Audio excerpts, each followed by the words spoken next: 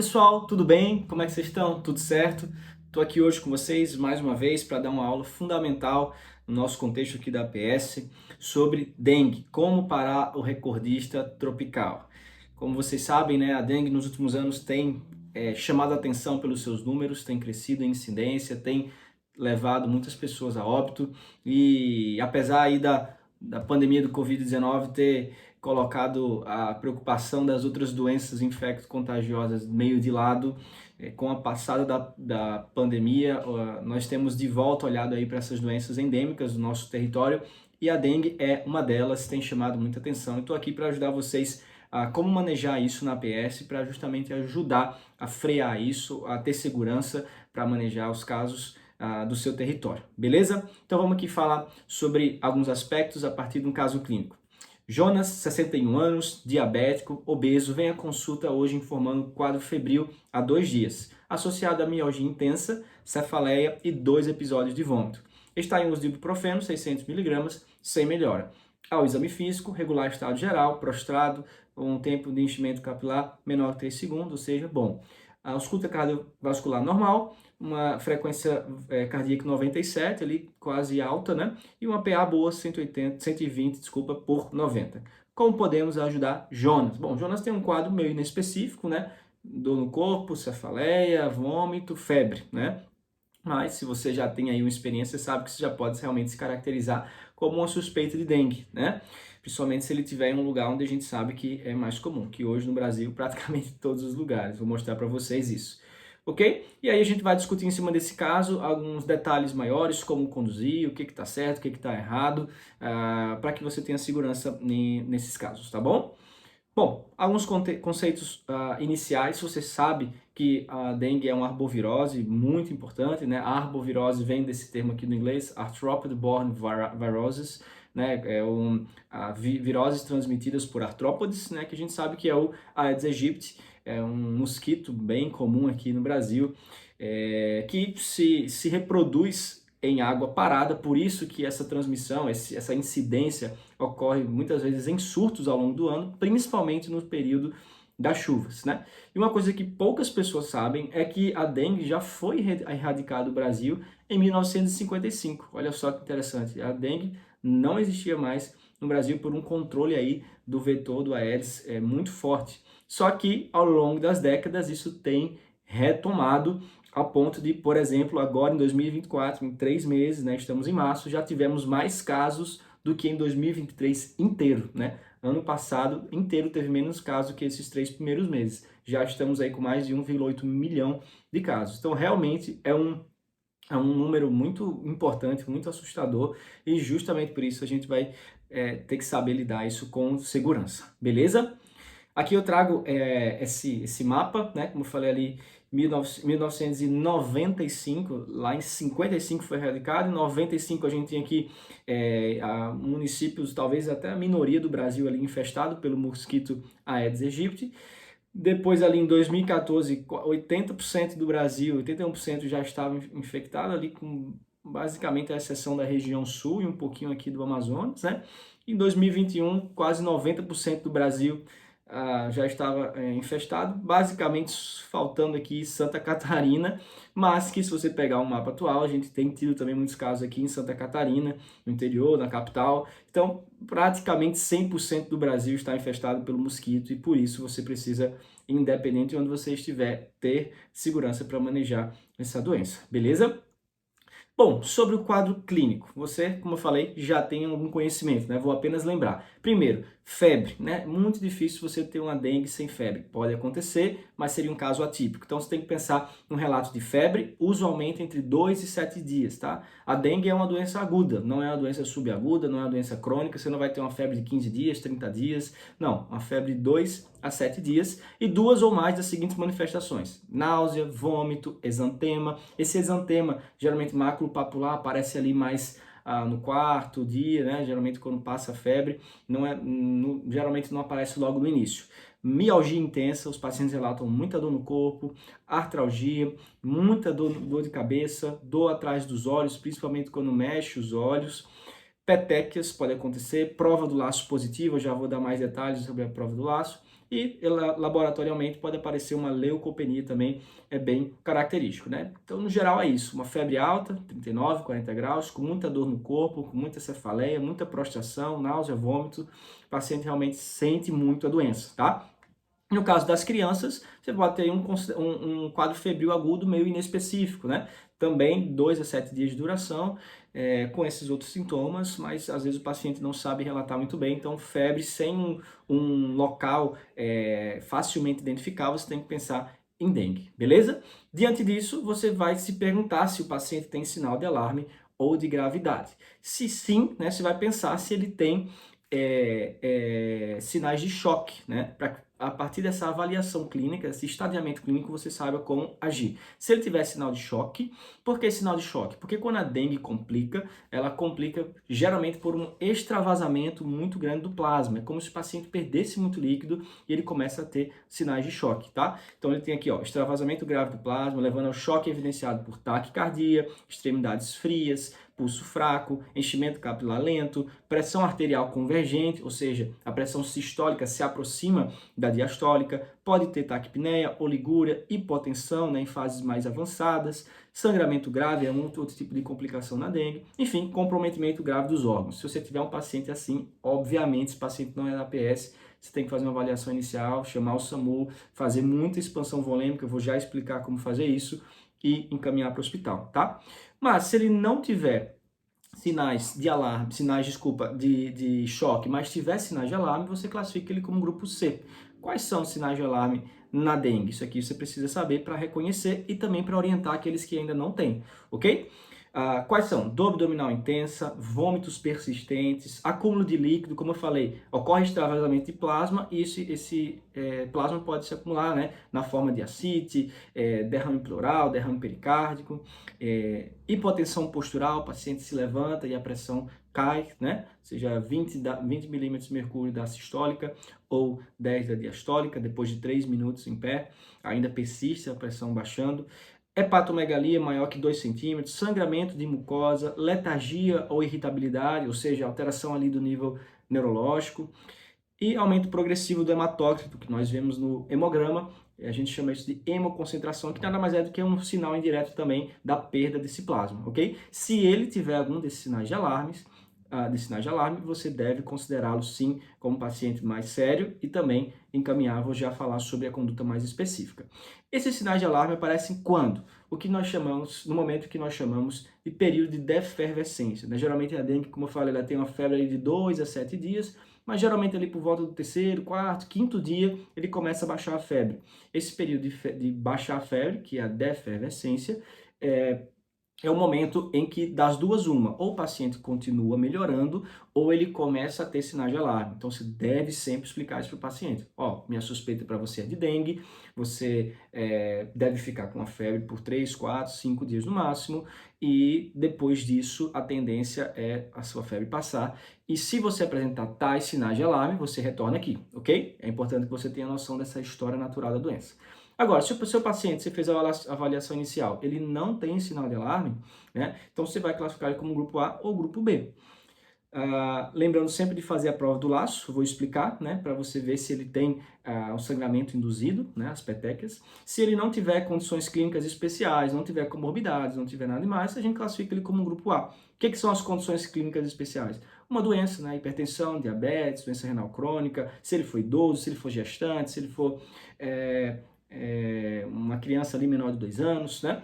A gente classifica como grupo A. Geralmente é um paciente que vai estar clinicamente ruim, ali é um estado geral regular para mal, né? Um dos dois, mas não tem muito risco, né? Já o grupo B é um paciente que ele ainda está desse modo, mesmo modo clínico, mas ele tem um pouco mais de risco, então a gente tem que ter um pouco mais de cuidado, ok? Basicamente seriam os mesmos sintomas, só que aí ele já tem alguma condição especial, risco social, ou então a prova do laço deu positiva, beleza? Resumindo, né, que eu acabei de falar, se você faz a avaliação do paciente, você já vê que ele tem sinais de choque, ele é grupo D, ok? Se ele apresenta sinais de alarme, mas não apresenta de choque, ele é grupo C. Se ele apresenta alguma condição relevante, né, ele é grupo B, obviamente se não apresenta sinal de alarme. Se ele não tem nada disso, não tem sinal de choque, não tem sinal de alarme, não tem nenhuma condição clínica relevante, então ele é grupo A, ok? Não apresenta nada além dos próprios sintomas da dengue. Isso aqui, pessoal, é uma das coisas mais importantes para você conseguir manejar a dengue, porque a partir dessa classificação é que você vai definir a sua conduta, beleza? Agora, antes da gente prosseguir, eu vou falar sobre a prova do laço para que você lembre como fazer, tá? Como é que é orientado, né? É orientado a fazer em todos os pacientes sem sinais de alarme. Se o paciente já tem sinal de alarme, eu não preciso me preocupar muito em fazer prova do laço. Mas se ele não tiver e ela der positivo, eu posso transferir um paciente do grupo A para o grupo B. Por isso é importante fazer, ok? Como é que você faz? Você soma a pressão arterial sistólica com a diastólica e divide por 2. Vai insuflar o manguito nesse valor que deu, né? Por exemplo, aqui, ó, 120 por 80. Somo 120 com 80, deu 200. Divido por 2, deu 100. Então, eu vou deixar 5 minutos insuflado em 100. É um exame chatinho, incomoda, é importante avisar o paciente. Se aparecerem, né, mais do que 20 petecas em um quadrado de lado 2,5, você tem uma prova do laço positivo. Em crianças, são 3 minutos que você vai deixar isso insuflado e também são 10 petecas, tá? Não precisa ser 20. Então, se você tiver isso positivo, né, você tem uma prova do laço positivo, você pode mudar o paciente do grupo A para o grupo B, ok? E o próprio paciente do grupo B, querendo ou não, já é um sinal a mais para você ficar atento, beleza? Aqui eu trago uma foto, inclusive, lá do nosso Instagram, né, que um paciente real que eu fiz a prova do laço. Você vê que tem muitas petecazinhas, né? São esses pontinhos ali, meio que violáceos, fazendo mais do que 20 petecas. Então, o paciente tem uma prova do laço positiva. Isso aqui também é o que nós usamos aqui na prefeitura, gabarito prova do laço, né? Você não precisa desenhar o quadrado, você só passa esse gabarito em cima ali de alguma porção e conta se tem acima de 20 petecas. Se tiver, então você já tem a prova do laço positiva, ok?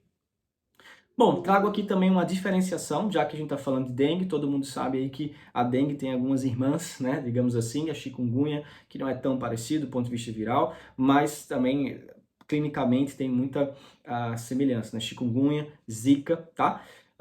Não vou entrar em detalhes nelas, mas lembrando algumas diferenças importantes, né? Em relação à febre, dengue tem geralmente uma febre alta de início imediato, assim como a chikungunya, mas a zika geralmente tem uma febre mais baixa, ok? Dor nas articulações, dengue e chikungunya são dores mais presentes, sendo que a chikungunya geralmente mais intensas e mais duradouras, às vezes durando meses até anos, né, se cronificando. Enquanto na zika, mais uma vez, tende a ser mais leve.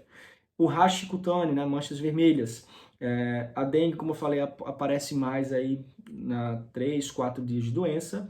No caso da chikungunya pode aparecer também, mas no caso da zika é bem comum e é bem precoce, nas primeiras 24 horas. O prurido relacionado a esse rash, geralmente quem mais tem aí é a zika, tá? E a vermelhidão nos olhos, como uma conjuntivite, é mais comum na zika, mas também pode acontecer aqui na chikungunya. Lembrando também que a zika tem um grande problema da associação com a microcefalia, né, nas gestantes. Então isso também é bem importante, ok? Só algumas diferenciações, como falei, um quadro aqui da Fiocruz, inclusive, que ajuda a gente a fazer essa diferenciação, beleza? Em relação ao diagnóstico, como é que você faz? Bom, quadro clínico que eu expliquei anteriormente, associado com a epidemiologia, né? Com aquela, geralmente, a fase que a gente já sabe que está chovendo muito, que já tem outros pacientes aparecendo com sintomas, né? Como eu falei, hoje no Brasil, praticamente todo lugar já é epidemiologicamente possível você ter dengue, não precisa mais ter aquela questão de ter viajado para algum lugar, né? Mas se tem um quadro clínico com epidemiologia, você já pode considerar um caso suspeito. E existem algumas possibilidades que te ajudam a confirmar, né? Você pode usar o NS1, que é uma proteína do vírus, você faz um teste antígeno e o ideal é que você faça até 3 dias do início dos sintomas, que é quando ele está mais positivo, tendo aí uma alta especificidade, ok? Porém, moderada sensibilidade. Isso significa que se ele der negativo, ainda assim você não vai excluir a possibilidade, já que ele tem uma clínica compatível, ok? Mas dando positivo, reforça a hipótese, realmente confirma aí de ser dengue, beleza?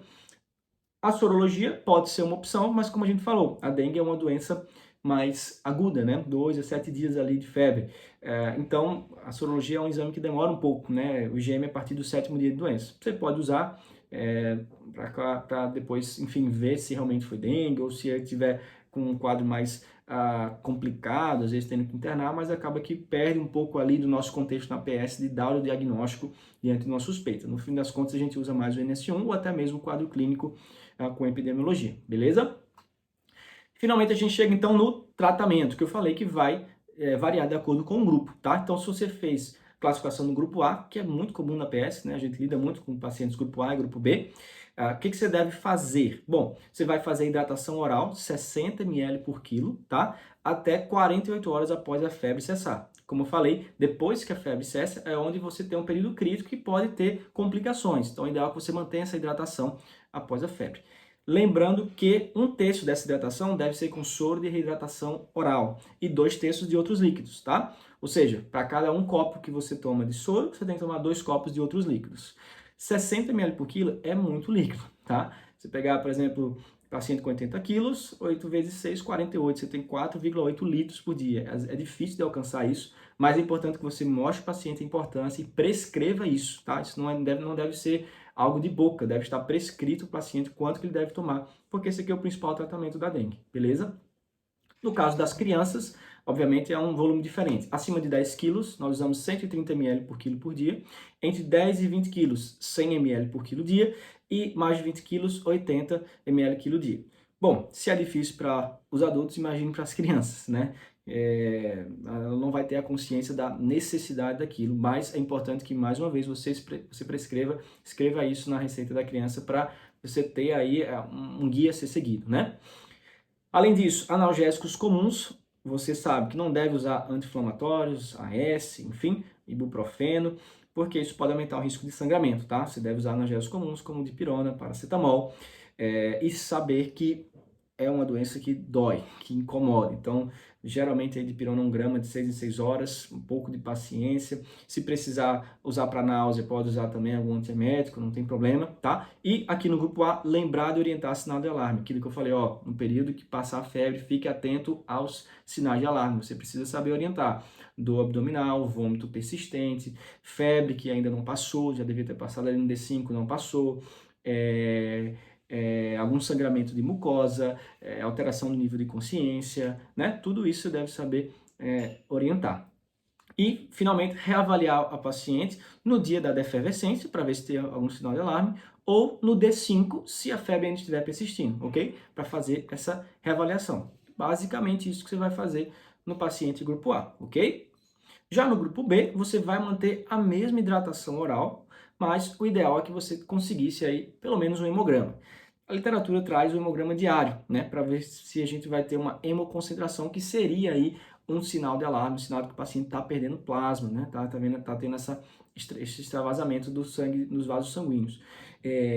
Por isso a importância do hemograma diário. Se tiver uma hemoconcentração, se tiver um atóxito alto, isso aí já classifica como um sinal de alarme e deve ser conduzido como grupo C. Infelizmente, a gente sabe que em muitos lugares a gente não vai conseguir esse hemograma diário, mas é importante que o grupo B você tenha pelo menos aí um hemograma inicial para você se avaliar e o mais perto de diário que você tiver, fazer também. Se você tem um paciente grupo B que não tem como fazer um hemograma ambulatorial, o ideal é que você encaminhe a cartinha então para uma UPA, por exemplo, para que ele possa fazer esse hemograma diário, só para você ter alguma noção, ok? E além disso, o paciente grupo B, reavaliação diária, como eu falei, clínico laboratorial, se possível, até 48 horas após a cessação da febre, beleza? Se nesse período ele desenvolver algum sinal de alarme, aí a gente vai pensar no grupo C, ok?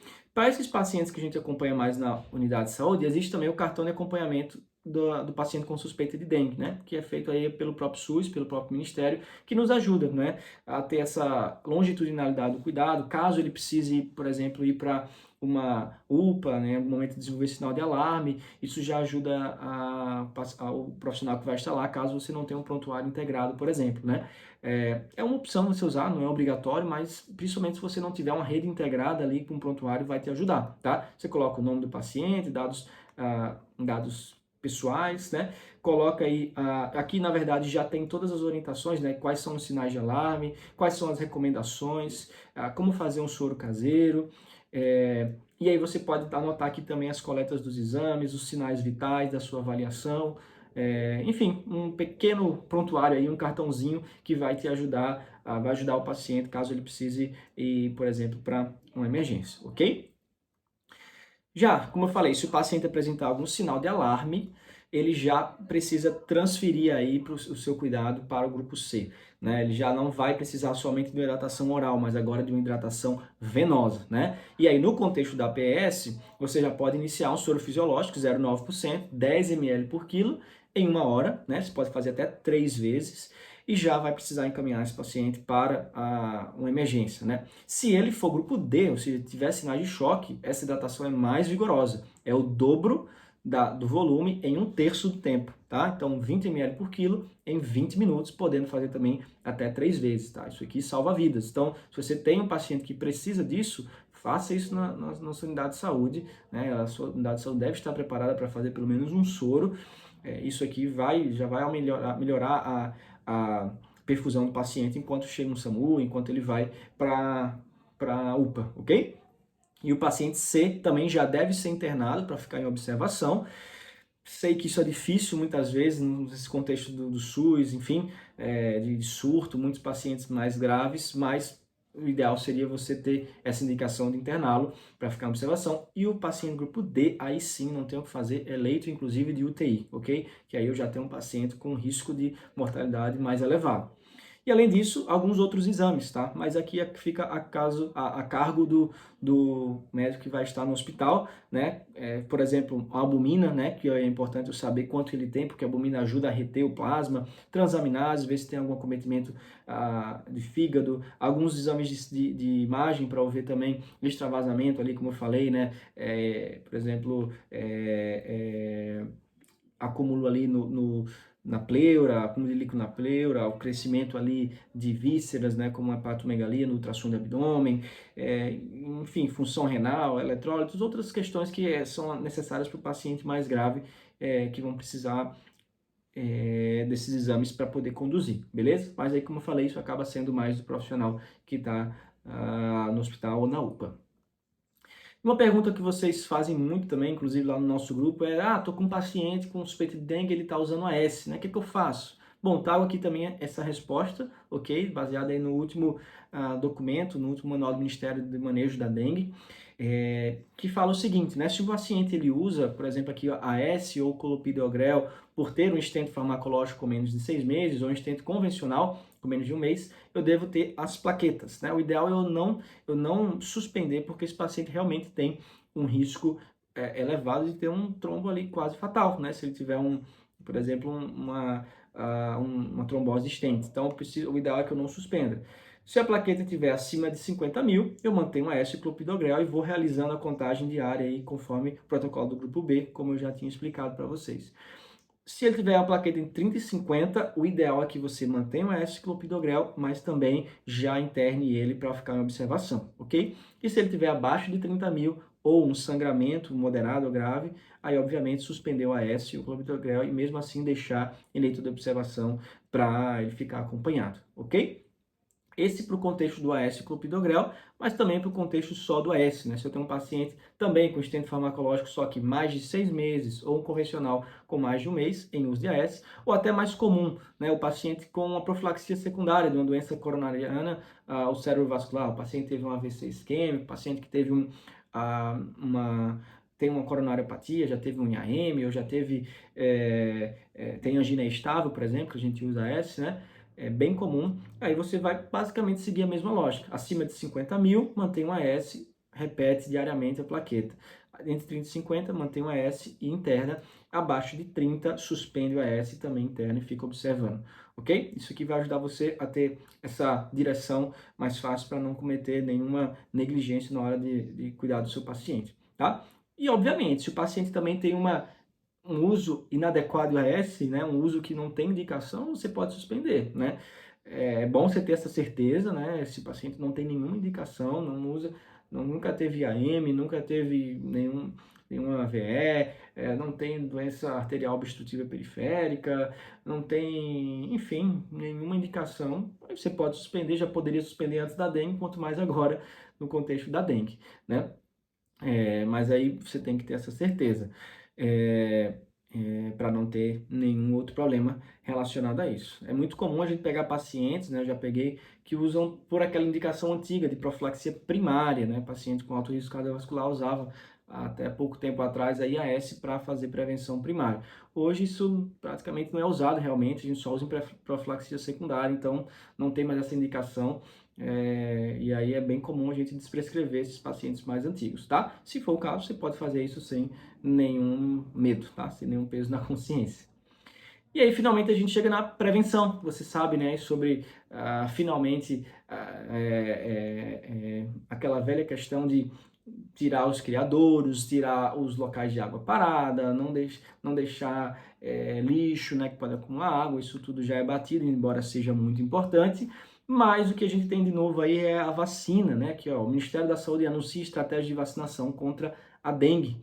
Isso é algo novo, né, a Qdenga, que é uma tetravalente, né, os 4 sorotipos da dengue, que mostrou uma boa taxa de eficácia, foi incorporado no SUS recentemente, em dezembro de 2023, inclusive foi o primeiro país do mundo a disponibilizar no seu sistema público. Então isso é uma coisa muito legal, né? Uma marca muito boa aí do nosso SUS, e atualmente tem sido priorizado a aplicação em pacientes de 10 a 14 anos, que são os pacientes que mais internam, fora os idosos, mas uma vacina que ainda não foi autorizada para idosos, então essa é a principal faixa de aplicação, 10 a 14 anos, que é aplicada em 2 doses, 0 e 3 meses, né? Aplico, por exemplo, hoje e daqui a 3 meses novamente.